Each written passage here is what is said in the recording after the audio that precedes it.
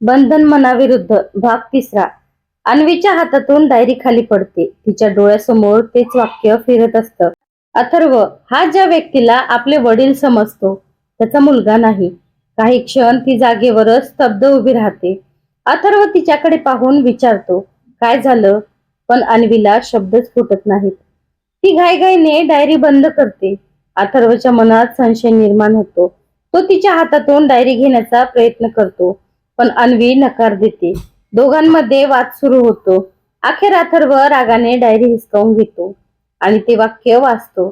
त्याच्या पायाखालची जमीन सरकते. त्याला विश्वासच बसत नाही. तो पुन्हा पुन्हा तेच वाक्य वाचतो. त्याच्या डोळ्यासमोर त्याचं संपूर्ण बालपण उभं राहतं. त्याचे वडील, त्यांचं प्रेम, त्यांचे संस्कार, सगळं काही खोटं होतं का? हा प्रश्न त्याला अस्वस्थ करू लागतो. आणि मी त्याला शांत करण्याचा प्रयत्न करते, पण अथर्व संतापाने घराबाहेर निघून जातो. रात्री उशिरा तो थेट आपल्या आईकडे पोहोचतो. तिच्या समोर डायरी ठेवून तो विचारतो, सत्य काय आहे? त्याच्या आईचा चेहरा फिका पडतो. ती काही क्षण शांत राहते. तिच्या डोळ्यात अश्रू येतात. अथर्वचा राग वाढतो. तो पुन्हा विचारतो, मी कोणाचा मुलगा आहे? अखेर ती थरथरत्या आवाजात सांगते की अनेक वर्षापूर्वी काही घटना घडल्या होत्या ज्या तिने त्याच्यापासून लपवल्या. पण पूर्ण सत्य तिलाही माहित नाही. एवढंच तिला माहित असतं की त्याच्या जन्माशी संबंधित काही कागदपत्र एका जुन्या वकिलाकडे होती. दुसऱ्या दिवशी सकाळी अथर्व त्या वकिलाचा शोध घेण्यासाठी निघतो. अन्वीही त्याच्या मागे जाते. दोघे त्या वकिलाच्या जुन्या कार्यालयात पोहोचतात. पण तिथे गेल्यावर त्यांना धक्का बसतो. कार्यालय बंद असतं आणि शेजाऱ्यांकडून समजतं की तो वकील 2 दिवसापूर्वी अचानक बेपत्ता झाला आहे. अथर्व निराश होतो, पण तिथून निघताना त्यांना एक वृद्ध चौकीदार भेटतो. तो सांगतो की वकील गायब होण्यापूर्वी एक फाईल कुणाला तरी देऊन गेला होता. त्या फाईलवर माया हे नाव लिहिलेलं होतं. माया हे नाव ऐकताच अन्वी आणि अथर्व एकमेकांकडे पाहतात, कारण डायरीतही तेच नाव होतं. आता त्यांना खात्री पटते ही माया या रहस्याची सर्वात महत्वाची कडी आहे. ते मायाचा शोध सुरू करतात. अनेक चौकशीनंतर त्यांना समजतं की शहराच्या बाहेर एका जुन्या आश्रमात कधी काळी माया राहत होती. ते तिथे पोहोचतात. आश्रम जवळजवळ ओसाड झालेला असतो. तिथे त्यांना एक वृद्ध महिला भेटते. ती मायाला ओळखत असते. अन्वी तिला फोटो दाखवते. फोटो पाहताच ती महिला घाबरते.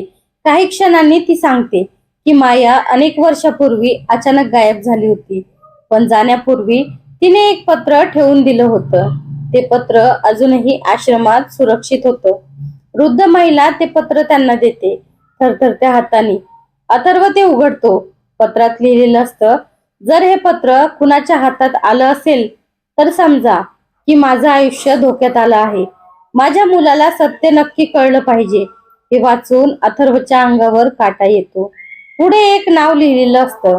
ते नाव पाहताच अन्वीच्या चेहऱ्यावर भीती स्पष्ट दिसू लागते, कारण त्या नावाचा संबंध थेट तिच्या कुटुंबाशी असतो. पण त्याआधीच आश्रमाच्या बाहेर अचानक काही गाड्या येऊन थांबतात.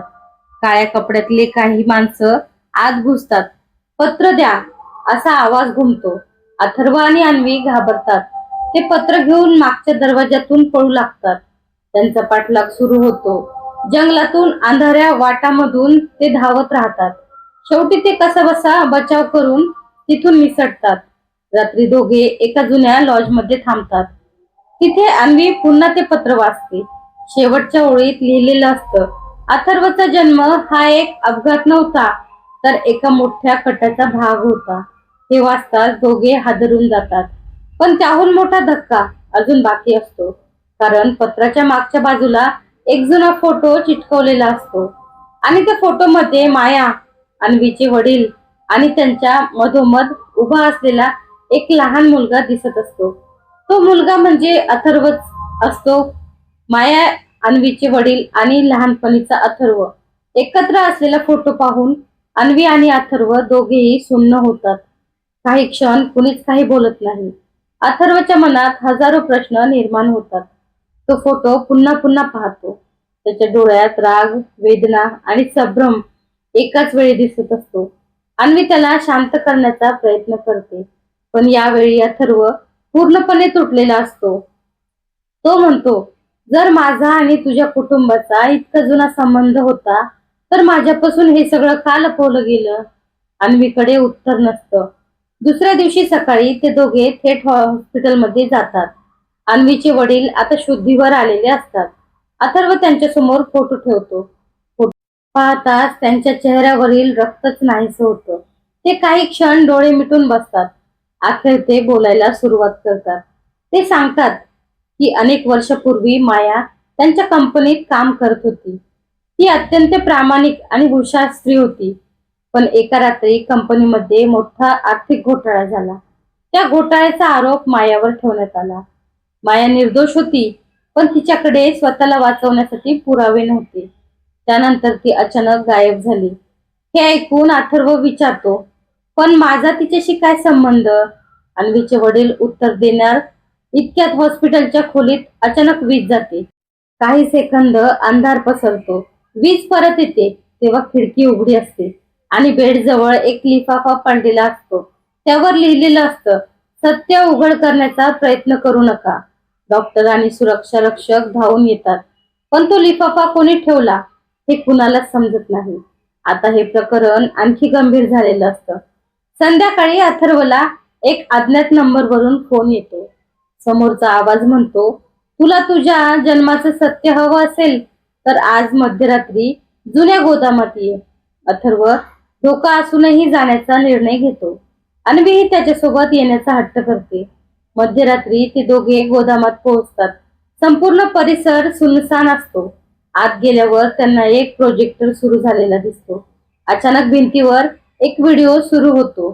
त्या व्हिडिओमध्ये माया दिसत असते. ती कॅमेऱ्याकडे पाहून म्हणते, जर हा व्हिडिओ पाहिला जात असेल तर माझ्या आयुष्याला धोका पोहोचला आहे. अन्वी आणि अथर्व स्तब्ध होतात. माया पुढे सांगते, माझ्यावर लावलेले आरोप खोटे होते. मला फसवण्यात आलं आणि ज्यांनी मला फसवलं ते अजूनही मोकळेपणाने फिरत आहेत. तेवढ्यात व्हिडिओ अचानक बंद होतो.